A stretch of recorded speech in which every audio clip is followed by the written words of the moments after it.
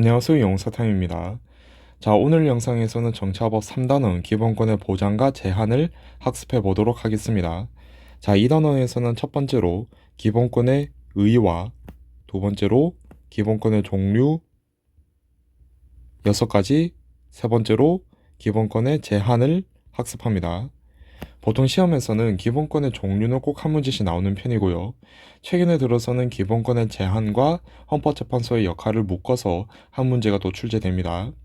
의의 같은 경우에는 가볍게 보셔도 괜찮은데요. 우리가 기본권이라고 한다면 인간이라면 누구나 기본적으로 누려야 하는 권리 중에서 헌법상 보장되어야 하는 권리를 기본권이라고 이야기를 합니다. 자, 이러한 기본권의 첨부 인권성을 보신다면 인간은 태어나면서부터 남에게 양도하거나 빼앗길 수 없는 천부적인 권리를 가지게 되고요. 이러한 자유와 권리는 국가 성립 이전에 존재하는 초국가적인 성격의 권리에 해당이 됩니다. 자, 그러니까 우리가 국가 내에서 존재하지 않다 하더라도 이 기본적인 인권, 기본권은 반드시 보장받아야 한다는 것이죠. 그러나 대부분 우리는 국가 내에 존재를 하고 있기 때문에 국가는 천부 인권의 보장을 위해서 헌법을 만들고 기본적 인권에 대한 규정을 둘 의무가 있다라고 이야기를 합니다. 자, 이렇게만 보시면 될 것 같고요.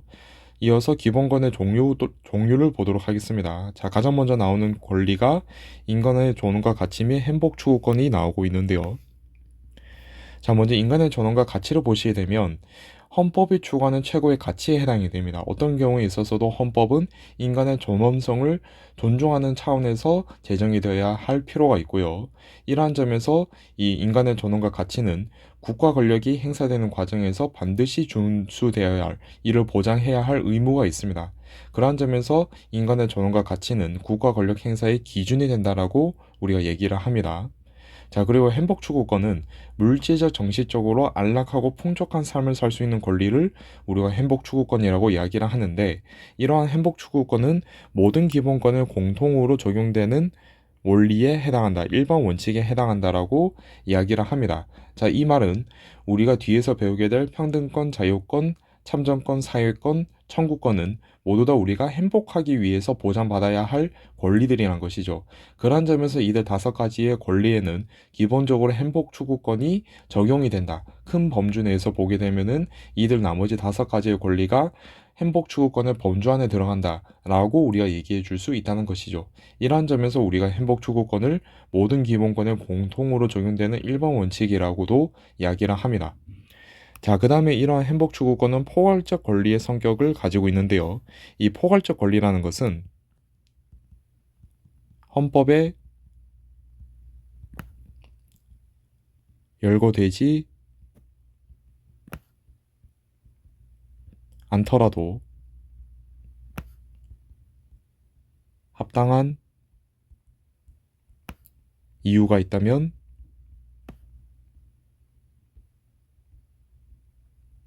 보장받아야 함을 말해줍니다. 자, 그러니까 포괄적 권리라고 한다면 헌법에서 예를 들어서 행복 추구권에 대해서 이런 경우에 행복 추구권이 인정이 되고 또 이런 경우에 인정이 된다라고 쭉 써줄 수가 있을 것인데, 이러한 헌법에 쓰여져 있지 않다 하더라도 합당한 이유가 있다면 행복 추구권이 인정되어야 한다는 것이죠. 자, 이렇게 하는 이유가 우리가 행복을 추구할 수 있는 사례들이 너무나도 다양하다는 것입니다. 일상생활 내에서 우리가 일상생활에서 하는 행위들이라든지 생각이라든지 사회 경제적인 활동들에 대해서 너무나도 행복 추구권이 인정될 수 있는 영역들이 다양하고 많다는 거죠. 그렇기 때문에 이 행복 추구권이 인정될 수 있는 사례들은 모두 다 헌법에 적을 수 없다는 문제점이 있습니다. 그런 점에서 헌법에 적혀 있지 않더라도, 열거되어 있지 않다 하더라도 합당한 이유가 있다면 이 행복 추구권을 보장해 줄 필요가 있다는 것이죠. 이걸 우리가 포괄적 권리의 성격을 가지고 있다라고 이야기를 합니다. 자, 그 다음에 평등권을 보도록 하겠습니다. 자, 평등권이라고 한다면 합리적인 이유 없이 불평등하거나 차별적 대우를 받지 않을 것을 국가에 요구할 수 있는 권리를 평등권이라고 이야기를 하는데요. 자, 여기서 이 합리적인 이유가 없다는 부분에 초점을 두셔야 합니다. 자, 이걸 반대로 우리가 생각을 해보면, 만약에 합리적 이유가 있다면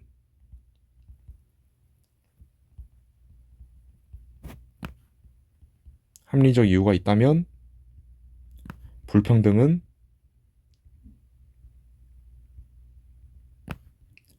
허용될 수 있다는 것이죠. 허용이 가능하다는 것입니다.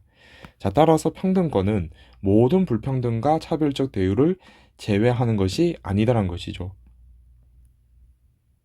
모든 불평등과 차별적 대우를 제거하는 것은 아니다라는 것입니다. 만약에 합리적인 이유가 있는 불평등이라고 한다면 허용될 수가 있다는 것이죠. 자, 그런 점에서 이 합리적인 차별에 대해서 우리가 생각을 해볼 필요가 있는데, 이러한 합리적인 차별들은 실질적 평등에 적용이 되기 때문에 허용될 수 있다고 보는 것이 평등권에서 중요한 포인트라고 보시면 되겠습니다. 다시 한 번 더 정리를 해보자면, 평등권에서 말하는 것은 합리적 이유가 없는 불평등과 차별적 대우를 제거하는 것을 목적으로 하고, 만약에 합리적 이유가 있다면 이는 실질적 평등에 해당하기 때문에 허용이 된다는 것이죠. 그런 점에서 모든 불평등과 차별적 대우를 제거하는 것은 아니다라는 걸 알고 계시면 되겠습니다. 자, 그리고 평등권은 다른 기본권의 전제 조건이 되는데, 모든 기본권은 모든 사람에게 평등하게 배분되어야 한다는 점에서 이 평등권은 다른 기본권이 보장되는 데 있어서 전제 조건으로서 활용이 된다라고 보시면 되겠습니다.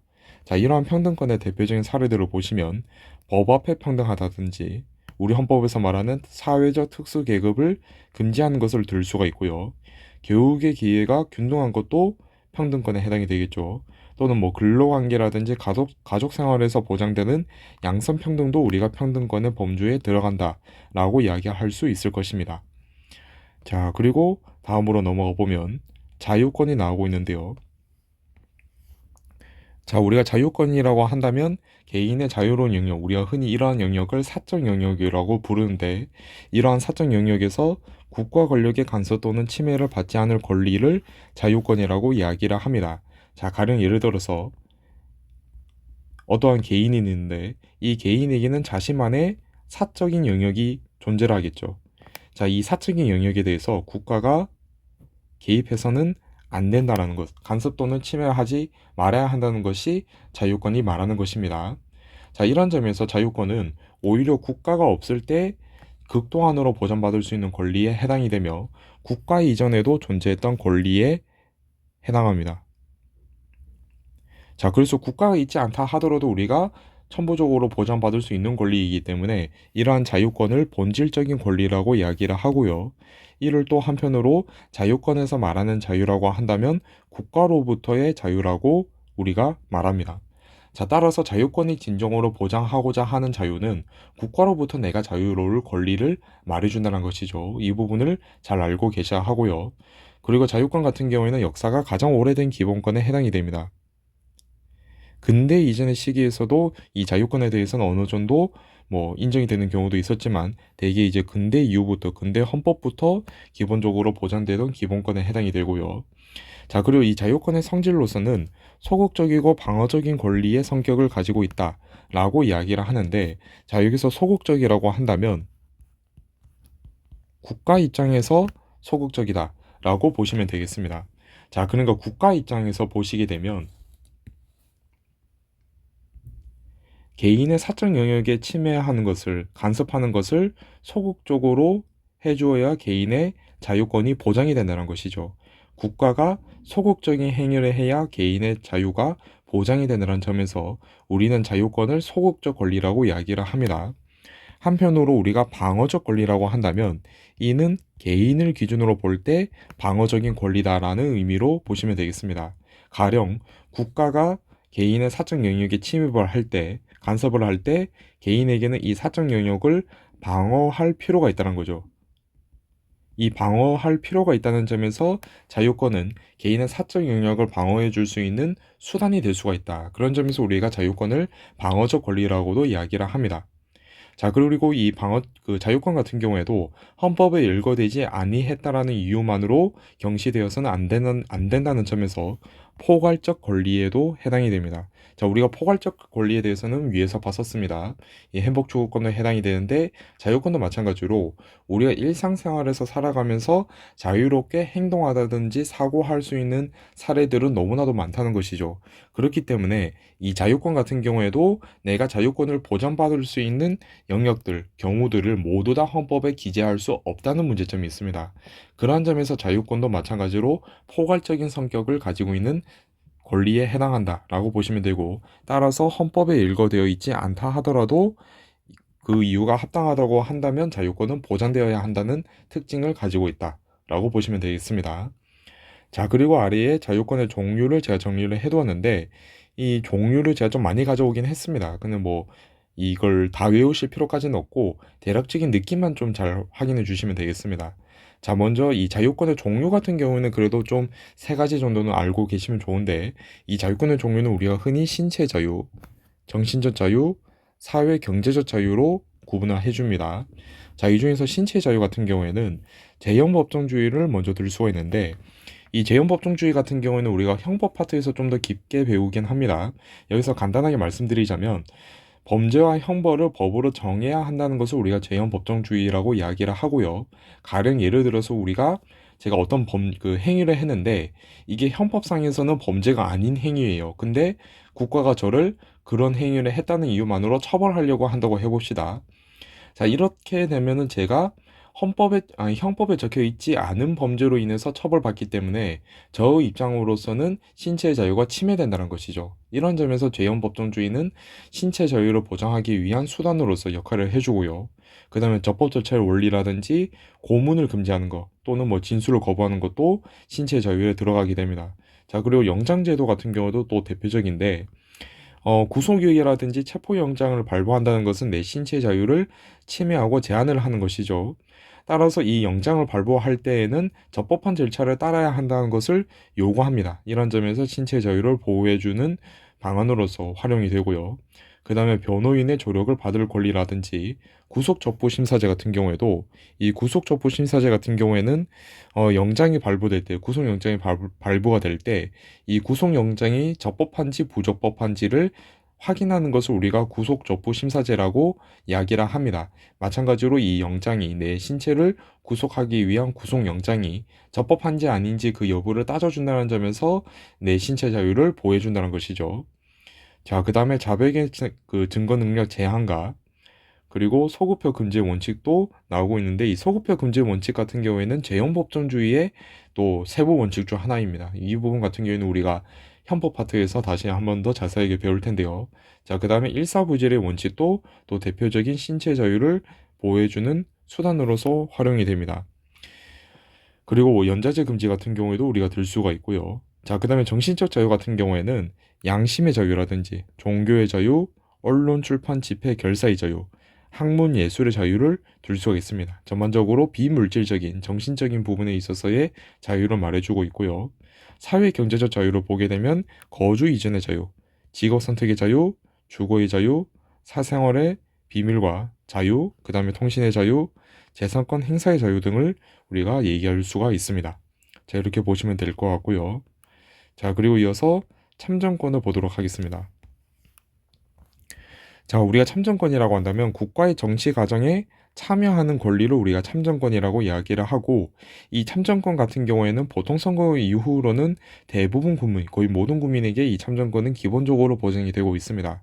다만 여기서 우리가 이 정치에 참여하는 것이 법적으로는 의무가 아니다라고 이야기를 합니다. 정치 참여가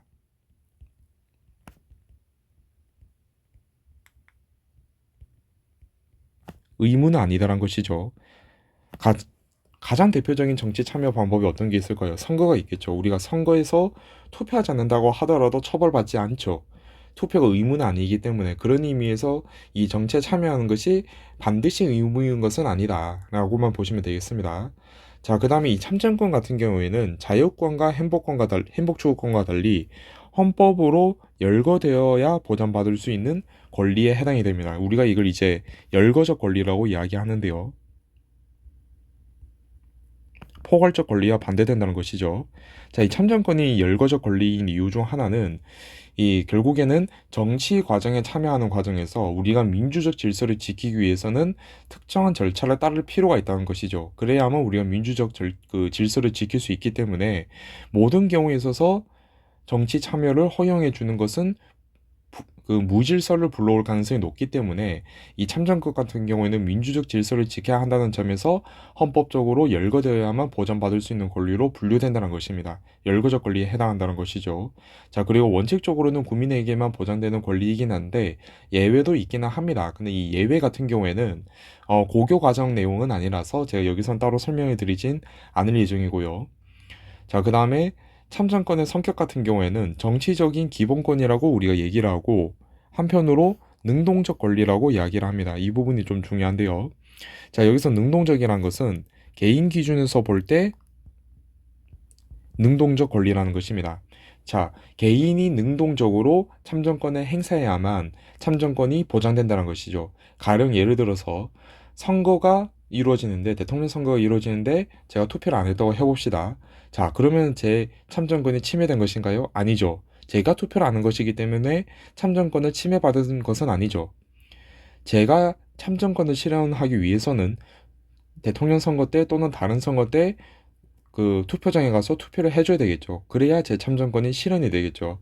이러한 점에서 참정권 같은 경우에는 국가기관 형성과 정치적 의사결정 과정에서 내가 능동적으로 참여해야만 참정권이 실현된다라는 점에서 우리가 능동적 권리의 성격을 가지고 있다라고 이야기한다는 것입니다. 이 부분은 잘 알고 계셔야 하고요. 자, 그 다음에 참정권의 종류도 살펴보도록 하겠습니다. 자, 우리가 참정권의 종류로서는 크게 세 가지로 나눕니다. 첫 번째로 선거권이 있고요. 두 번째로 공무단위권, 세 번째로 국민투표권이 있는데요. 자, 선거권 같은 경우에는 다들 아시다시피 국가기관의 주요 공무원, 뭐 국회의원이라든지 대통령 또는 뭐 시장, 도지사, 군수, 구청장 이런 사람들을 뽑는 것을 우리가 선거라고 이야기를 하죠. 선거권이 대표적인 참정권의 종류이고요. 자, 그 다음에 공무단위권이 있습니다. 자, 이 공무단위권 같은 경우에는 국가 및 공공단체의 구성원으로서 직무를 담당할 수 있는 권리를 이야기를 하는데 우리가 흔히 담임쌤이라고 이야기하면 어떤 반을 담당하는 쌤이 되는 것이죠. 그런 것처럼 공무단위권이라고 한다면 내가 공무를 담당할 수 있는 권리라고 보시면 되겠습니다. 이 공무단위권으로서는 뭐 여러 가지 종류가 있지만 대표적으로 피선거권과 공직추행권이 있습니다. 여기서 피선거권이라고 한다면 선거권과 반대로 내가 선거에 출마하는 것을 피선거권이라고 이야기를 하고요. 그 다음에 국민투표권 같은 경우에는 국가 중요 정책이나 헌법 개정안에 대해서 국민투표에 참여할 수 있는 권리를 우리가 국민투표권이라고 이야기를 합니다. 자, 그 다음에 사회권을 보도록 하겠습니다. 자, 우리가 사회권이라고 한다면 모든 국민이 인간다운 생활을 보장받아야 하고 이를 통해 실질적인 평등을 시현할 것을 국가에다가 요구하는 권리라는 특징을 가지고 있는데요. 자, 이러한 사회권 같은 경우에는 자본주의 경제가 성장하면서 사회 불평등이 심화되다 보니까 이를 해결해 주기 위해서 등장했다라는 성격을 가지고 있습니다. 그런 점에서 이 사회권 같은 경우에는 다른 권리와 비교할 때 비교적 최근에 등장한 현대적 권리라는 특징을 가지고 있고요. 그리고 국민이 국가에 대해서 인간다운 생활을 요구하고 국가의 적극적 노력을 필요로 한다는 점에서 우리가 국가의 존재를 전제한다라고 이야기를 합니다. 자, 그러면 국가에다가 요구를 해주어야 이 사회권을 내가 보장을 받을 수 있기 때문에 국가라는 존재가 있어야 한다는 것이죠. 국가가 없다면 나의 인간다운 삶을 보장해 줄 수 있는 기관이 없기 때문에 국가의 존재를 전제로 해야만 사회권에 대해서 이야기할 수 있다는 것입니다. 그런 점에서 우리가 국가의 존재를 전제한다라는 이 표현도 즐겨 사용한다라는 점을 확인해 주시면 좋을 것 같고요. 자, 그 다음에 여기 괄호 안에다가 제가 급부라고 써두었는데 이 국가의 적극적인 노력을 우리가 급부라고 부릅니다. 그래서 혹시 만약에 행정학과를 가시게 된다면 복지행정이라는 수업을 들으실 수가 있거든요. 근데 이제 그 교수님들이 복지행정이라는 단어 대신에 급부행정이라고 말하시는 경우도 좀 가끔 있습니다. 뭐 이 정도는 좀 봐주시면 될 것 같고 그 다음에 이 사회권 같은 경우에는 적극적인 권리에 해당이 됩니다. 자, 우리가 앞서서 자유권 같은 경우에는 소극적인 권리라고 봤었는데 사회권 같은 경우에는 반대입니다. 적극적인 권리에 해당합니다. 국가 입장에서 적극적이어야 한다는 것이죠. 자, 가령 예를 들어서 개인의 삶이 있는데 이 개인의 삶에서 지금 안정적인 생활이 유지되지 않는 상황이라고 한번 해봅시다. 그래서 이 개인의 삶을 어느 정도 좀 향상시켜 줄 필요가 있다고 했을 때 국가가 적극적으로 개인의 삶에 개입을 해서 이 삶의 수준을 올려주어서 인간다운 생활을 보장해줄 필요가 있다는 것이죠. 이런 점에서 사회권은 국가가 적극적으로 개입을 할 필요성을 강조하는 권리에 해당이 됩니다. 이러한 점에서 우리가 사회권을 적극적 권리로 분류를 한다는 것이죠. 자, 그리고 이러한 사회권 같은 경우에는 복지국가와도 관련이 있다라고 보시면 되겠습니다. 자, 사회권의 종류가 아래에 나와 있는데요. 자, 대표적으로 인간다운 생활을 할 권리, 이 자체로 우리가 사회권이라고 말할 수 있을 것이고, 제도로 보게 되면 최저임금제가 또 대표적이겠죠. 최저 생계 보장을 위해서 복지제도를 시행하는 것도 우리가 들 수 있을 것이고요. 교육을 받을 권리도 사회권에 들어갑니다. 자, 그럼 이 교육을 받을 권리가 제가 매년 수업할 때마다 이 교육을 받을 권리가 사회권에 들어간다고 하면 학생분들이 제일 못 받아들입니다. 아니, 교육받기 싫다니까. 근데 왜 이게 사회권에 들어가? 이렇게 많이 생각을 하시는데, 가령 예를 들어서 우리나라에서는 초등학교, 중학교까지는 의무교육인데, 만약 의무교육 제도가 폐지되고 초, 중, 고등학교를 모두 다 돈 내고 다녀야 된다고 가정을 해봅시다. 그럼 저소득층 가정 같은 경우에는 일부 가정에서는 이 학교를 다니기 힘든 가정들이 있을 수가 있겠죠. 초등학교, 중학교 교육도 기본적으로 받지 못한다고 한다면 이후의 삶에서 어려운 점들이 많을 것이 다분하기 때문에 이 교육을 받을 권리를 보장해 줌으로써 의무 교육 제도를 둘 필요가 있다는 것이죠. 그렇기 때문에 이 사회권에 들어가는 것이고요. 자, 그 다음에 근로의 권리도 사회권에 들어갑니다. 자, 이거 다 학생분들을 보면은 좀 이해 못합니다. 사람들이 일하기 싫을 것 같은데 왜 사회권에 들어가지라고 생각하실 수가 있는데, 이 근로 같은 경우가 그래도 내가 어느 정도 소득을 벌어들일 수 있는 활동에 해당이 되기 때문에 인간다운 생활을 보장하기 위한 수단이란 거죠. 이 근로라는 것 자체가. 따라서 이 근로의 권리를 보장을 해주어야 사람들이 기본적으로 자신들의 생활을 영위할 수 있다는 점에서 사회권에 들어가고요. 그 다음에 노동상권 같은 경우에도 사회권에 들어갑니다. 우리가 노동상권에 대해서는 뒤에서 좀 더 자세하게 배우게 되는데, 여기서 간단하게만 말씀을 드리자면 단결권이라고 하면 노조가 결성될 수 있는 권리고요. 단체 교섭권이라고 한다면 노조가 사장하고 교섭할 수 있는 권리를 말하고, 단체 행동권이라고 한다면 노조가 파업할 수 있는 권리를 말합니다. 자, 그냥 이 노동자들을 위한 권리라는 것이죠. 이런 점에서 노동자의 권리를 지킨다는 측면에서 사회권에 포함이 되고, 환경권과 보건권도 사회권에 들어갑니다.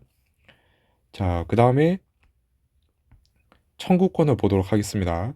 자, 청구권 같은 경우에는 국민이 국가에다가 일정한 행위를 요구한다든지, 국민의 기본권이 국가나 타인에 의해서 침해당했을 때 그 구제를 청구할 수 있는 권리를 우리가 청구권이라고 이야기를 합니다. 자, 그래서 청구권은 두 가지로 구성이 되는데요. 국가에다가 일정한 행위를 요구한다든지, 기본권이 침해당했을 때 이를 구제해 줄 것을 요청해 준다든지, 이 두 가지로 나누어 볼 수가 있습니다. 이를 우리가 청구권이라고 이야기를 하는데, 여기서도 요구를 받는 대상이 있죠. 국가가 이 요구를 받는 것이죠. 청구를 받는 것인데, 그런 점에서 이 청구권 같은 경우에도 사회권과 마찬가지로 국가의 존재를 전제한다라는 특징을 가지고 있습니다. 청구권과 사회권의 공통점에 해당이 되고, 자유권 같은 경우에는 여기에 해당하지 않죠. 이 국가가 존재하지 않을 때 오히려 더 보장받을 수 있는 권리이기 때문에 그 점에서 차이점이 있고요. 자, 그 다음에 청구권 같은 경우에는 헌법에 열거되어야 보장받을 수 있는 권리에 해당이 됩니다. 청구권 같은 경우에도 국가에다가 어떠한 요구를 한다든지 내 기본권이 침해당했을 때 이를 해결해 주는 것을 우리가 청구권이라고 얘기를 하는데, 이 과정에서 특정한 절차를 지켜줘야 한다는 것이죠. 절차를 지키지 않고 국가에다가 일정 행위를 요구한다든지 내 기본권이 침해되었다는 이유로 국가에다가 이걸 해결해 달라고 무작위적으로 요구를 하게 될 경우에는 사회적 무질서가 초래될 가능성이 나타나기 때문에 이를 어느 정도 제한을 해줘야 된다는 것입니다. 그래서 헌법에 열거된 권리만 보장된다라는 특징을 가지고 있어서 청구권도 열거적 권리에 해당합니다. 자, 그 다음에 청구권 같은 경우에는 수단적, 절차적 권리라는 성격을 가지고 있는데, 이는 청구권이 다른 기본권을 보장하기 위한 권리에 해당하기 때문입니다. 가령 자유권이라든지 평등권, 참정권, 사회권이 침해되었을 때 이를 해결하기 위해서는 내가 청구권을 행사해 줘야 한다는 것이죠. 따라서 청구권 같은 경우에는 다른 기본권이 실현되기 위해서 활용된다는 점에서 수단적인 성격을 가지고 있고요. 또 한편으로는 이 다른 기본권이 보장되기 위한 절차를 만들어주기 때문에 절차적 권리에 해당한다고도 우리가 얘기를 합니다. 자, 그리고 이 청구권 같은 경우에는 적극적 권리에 해당하는데 사회권과 마찬가지로 국가가 적극적으로 개인의 권리가 침해되었을 때 이를 재판이라든지 또는 다른 방식으로 개입을 해서 해결해 준다는 점에서 청구권은 적극적 권리에 해당한다라고 보시면 되겠습니다. 자, 그리고 청구권의 종류를 살펴보도록 하죠. 우리 교과서에서는 5가지가 소개되고 있는데요. 첫 번째로 청원권이 있습니다. 이 청원권 같은 경우에는 국가기관이 권리를 침해했을 때 그에 대한 구제를 요청한다든지 또는 국가기관의 권한에 속하는 사항에 대해서 어떤 정책이라든지 이런 것들을 요구하는 것을 우리가 청원권이라고 이야기를 합니다. 지금 고등학교 3학년 학생분들은 좀 낯설실 수가 있는데 이전 정부에서 국민청원이라는 그 사이트가 있었습니다. 그 국민청원 사이트에 들어가시면 청와대에다가 이런 정책을 좀 해주시면 좋겠다. 이런 거는 좀 없어졌으면 좋겠다. 이런 청원을 할 수 있던 사이트가 있었거든요. 그럼 이제 실제 그 중에서 한 20만 명인가 그 정도 동의를 받으면 답변을 해주고 그런 사이트가 있었습니다. 이전 정부에서. 이런 것들은 이제 대표적으로 이 청원권이 보장되는 사례들이라 볼 수 있을 것이고요. 그 다음에 재판 청구권이 있습니다. 재판 청구권 같은 경우에는 이름에서도 알 수 있듯이 내 기본권을 침해되었을 때 법관에 의해서 공정하고 신속하게 재판을 받을 수 있는 권리를 우리가 재판 청구권이라고 이야기를 하고요. 그 다음에 범죄 피해자 구조 청구권이 있습니다. 이 범죄 피해자 구조 청구권 같은 경우에는 타인의 범죄 행위로 인해서 내 신체라든지 생명에 피해가 입을 가능성이 있을 때 국가의 구조를 요청할 수 있는 권리를 범죄 피해자 구조 청구권이라고 이야기를 하고요. 네 번째로 형사보상 청구권이 있습니다. 자, 이 형사보상 청구권은 형사 피의자 또는 피고인이 구금되어 있던 상태에서 불기소 처분을 받거나 무죄 판결을 받았을 때에는 국가로부터 정당한 보상을 청구할 수 있는 권리를 우리가 형사보상 청구권이라고 이야기를 하는데요. 이게 좀 어렵다고 느껴지실 수가 있는데 이 내용이 헌법 파트에서 다시 한 번 더 설명이 나옵니다. 그래서 제가 좀 더 자세하게 설명을 드릴 건데 간단하게만 말씀을 드리자면 피의자라고 하면은 내가 재판에 넘어가기 전에 상태를 피의자라고 얘기를 합니다. 근데 이제 이 재판에 넘어가지 않았는데도 불구하고 구속영장이 나올 수가 있죠. 내가 구속이 될 수 있다는 겁니다. 근데 내가 구속된 상태에서 재판에 안 넘어갔습니다. 불기소 처분을 받았어요. 그럼 나는 억울하게 구속이 되었던 거죠. 그러면 여기에 대해서 보상받을 수 있다는 겁니다. 또 한편으로 피고인이라고 하면 내가 형사 사건을 통해서 형사 재판을 받는다고 한다면 나를 피고인이라고 부르는데 만약에 제가 구금되어 있다, 구속되어 있다고 한번 해봅시다. 근데 나중에 무죄 판결이 나왔어요. 그럼 저는 억울하게 구속되었던 거죠. 여기에 대해서 보상을 청구할 수 있다는 것이 형사 보상 청구권입니다. 자, 그다음에 국가 배상 청구권이 있는데요. 자, 이 국가 배상 청구권은 공무원의 직무상 불법 행위나 공공시설의 설치 또는 관리에 잘못 또는 하자로 인해서 손해를 입은 국민이 국가 또는 공공단체에 정당한 배상을 청구할 수 있는 권리를 국가 배상 청구권이라고 이야기를 합니다. 가령 예를 들어서 공공기관에서 운영하고 있는 공원이 있다고 해봅시다. 이 공원에 벤치에 앉았는데 공원 벤치가 너무 낡아서 앉자마자 부러졌어요. 그래서 제가 허리를 다쳤다고 해봅시다.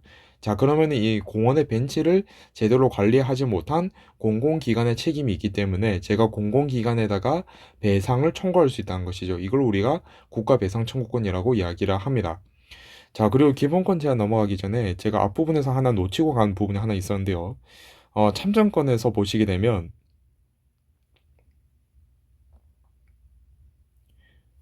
여기서 국가에 대한 자유라고 설명이 나오고 있습니다. 이 부분에서 이 참정권이 약간 자유권과 다른 성질이 있다는 걸 제가 또 설명을 드렸어야 하는데, 이 참정권 같은 경우에는 자유권은 국가가 나에게 간섭하지 말 것을 한다는 점에서 우리가 국가로부터의 자유라고 말을 하지만 참정권 같은 경우에는 반대로 내가 국가의 정치 과정에 적극적으로 참여를 해줘야 한다는 것이죠. 이러한 점에서 국가에 대해서 내가 자유롭게 정치적 의사를 표현해 줄 필요가 있다는 뜻이고, 그러한 의미에서 우리가 참정권에서 말하는 자유를 국가에 대한 자유라고 이야기를 합니다. 이 부분도 한번 구별을 해주시면 좋을 것 같고요. 다시 돌아와서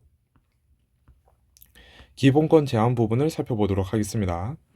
자, 기본권 제한과 관련된 헌법 조항으로서는 헌법 제37조 제2항이 있습니다. 자, 여기서 보시게 되면 국민의 모든 자유와 권리는 국가의 안전보장, 질서유지 또는 공공복리를 위하여 필요한 경우에 한하여 법률로서 제한할 수 있고, 제한하는 경우에도 자유와 권리의 본질적인 내용을 침해할 순 없다고 되어 있습니다. 자, 이 부분을 좀 자세하게 한번 살펴보도록 하죠. 자, 여기에는 기본권의 제한 요건들이 제시되어 있는데요. 첫 번째로 목적이 나와 있습니다.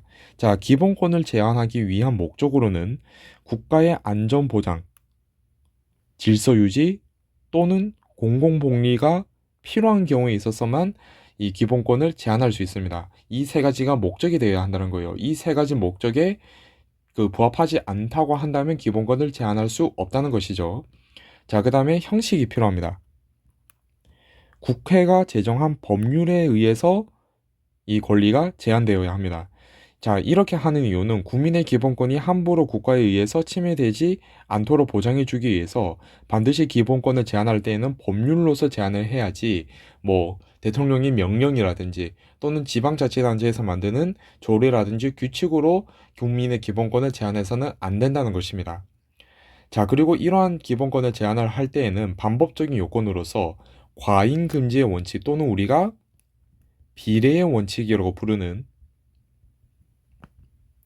이 기준에 따라서 기본권의 제한이 충족이 되어야 합니다. 자, 이 과잉금지의 원칙이라고 한다면 기본권을 제한할 때에는 정당한 목적을 달성하는 데 필요한 범위 내에서만 제한을 해야지, 이를 벗어나는 방식에서 제한하게 되면 과잉하게 국민들의 기본권을 제한 또는 금지를 하는 것이기 때문에 이 과도하게 국민들의 기본권을 제한하는 것은 금지되어야 한다는 원칙이란 것이죠. 자, 이 과잉금지 원칙 같은 경우에는 세부 기준이 있습니다. 이 세부 기준 네 가지가 있는데, 이 세부 기준 네 가지 같은 경우에는 사실 이 내용 자체가 엄밀히 얘기하면 대학교 과정에서 공부하더라도 어려운 내용이에요. 이 어떤 사례가 있을 때 이 사례가 이 과잉금지의 원칙 세부 기준에 따라서 위헌인지 합헌인지 판단하는 것은 로스쿨 정도 학생들은 되어야 그래도 어느 정도 판단이 가능하지, 학부생 입장에서도 이거 판단하기는 어렵거든요. 이제 이 고등학교 과정에서 이 네 가지 기준은 얘네들을 가지고 어떤 사례가 나왔을 때 이를 해석하라는 용도로 설명하는 것이 아니라 이 네 가지 기준이 있다는 것 정도만 알고 계시면 되고요. 실제 시험에서도 이 세부 기준에 대한 문제가 나올 때는 그냥 예를 들어서 이런 식으로 나옵니다. 지문에서 헌법재판소에서 판단을 할 때 해당 사례는 목적의 정당성은 충족을 하지만 수단의 적합성은 예를 들어서 위반한다, 이런 식으로 지문이 나왔다고 해보죠. 그러면 그 밑에 선지에서 이 사례에서 헌법재판소는 목적의 정당성은 충족했지만 수단의 적법성은 위배된다고 판시했다, 이런 식으로 그냥 선지가 나와줍니다. 이 내용 자체가 그냥 제시문에서 알아서 그냥 다 말해주기 때문에 어떤 면에서 그냥 소음 그림 찾기 정도로만 출제된다라고만 보시면 될 것 같고, 이 과잉금지 원칙의 세부 기준으로서 무엇이 있는지 정도만 확인해 주시면 되겠습니다. 자, 우리가 과잉금지의 원칙으로선 네 가지가 있는데요. 첫 번째로 목적의 정당성이 있습니다. 국민의 기본권을 제한하려는 입법 목적의 정당성이 인정되어야 한다는 것인데, 여기서 말하는 목적의 정당성에서의 목적은 얘네들 말합니다. 국가의 안전보장, 질서유지, 공공복리에 부합해줘야 한다는 것이죠. 자, 그 다음에 두 번째로 수단의 적합성이 있습니다. 목적이 정당하다 하더라도 그 목적을 달성하기 위한 방법이 적합한지 부적합한지, 법적으로 볼 때 적합한지 부적합한지를 따져줘야 한다는 것입니다. 자, 그 다음에 세 번째로 피해의 최소성이 있습니다. 수단이 적합하다 하더라도 그 수단이 또 여러 가지가 있겠죠. 예를 들어서 어떠한 목적을 충족하기 위한 수단으로서 1번 수단, 2번 수단, 3번 수단, 4번 수단이 있다고 해봅시다. 자, 이 중에서 1번 수단 같은 경우에는 법적으로 볼 때 수단에 적합하지 않아요. 그럼 얘는 일단 제외가 됩니다. 그 다음에 2, 3, 4번 수단들이 남아 있는데 2, 3, 4번 수단들은 법적인 관점에서 볼 때에는 적합하긴 해요. 근데 예를 들어서 2번 수단은 국민의 기본권을 지나치게 제한하는 방법이라고 한번 가정을 해봅시다.